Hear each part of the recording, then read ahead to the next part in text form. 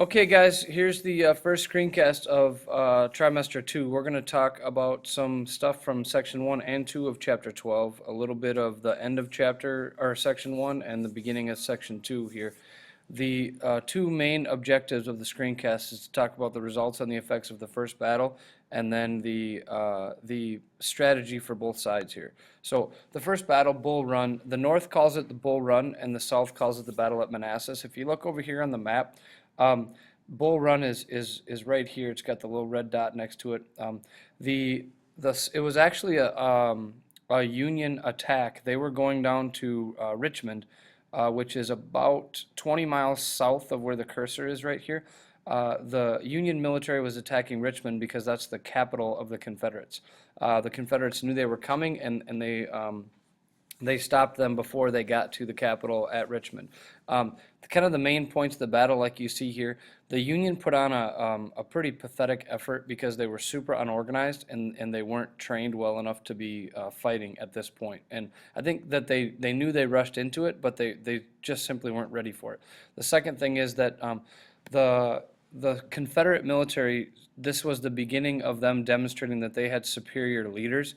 See, I think what a lot of people don't realize is that the leaders that were from the Confederacy in the Civil War were major United States military leaders during other wars, like General Robert E. Lee, and then this fella right here, Stonewall Jackson.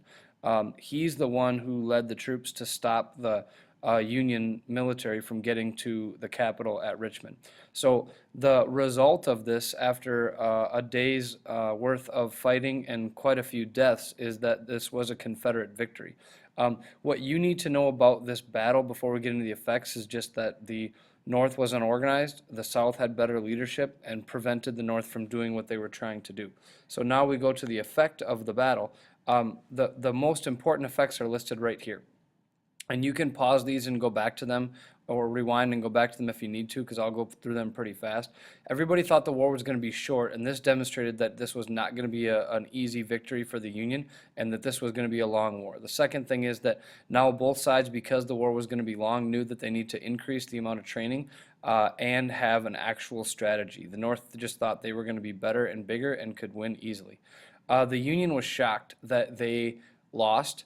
And it made the U.S. government look bad. It made the military leaders look bad.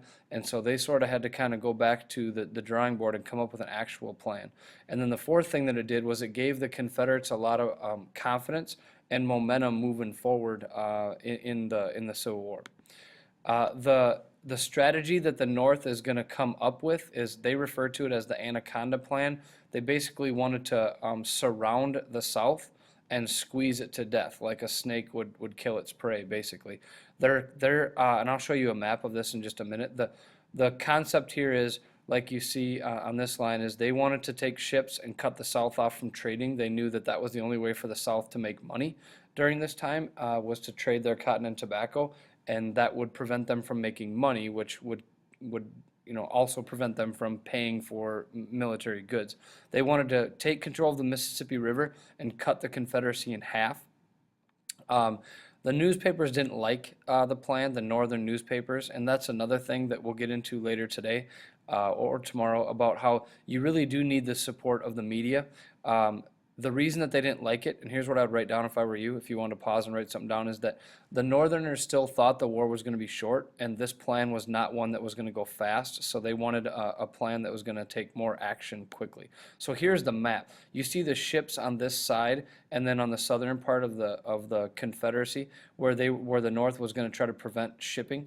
And then the arrows are symbolizing movements of Union troops that were coming down from the north. So their idea was to surround and then eventually compress in and get the Confederacy to surrender that way. The Confederate strategy was simple. Maybe not a great strategy, but simple. One, capture the capital.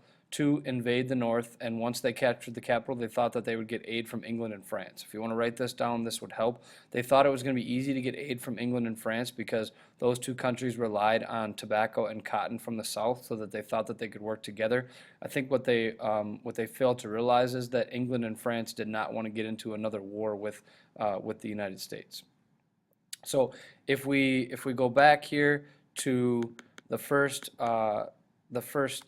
slide here, the results and the effect of the first battle, we went through that. We now know the Union and Confederate strategy, and then we'll be able to in class break down how successful those were.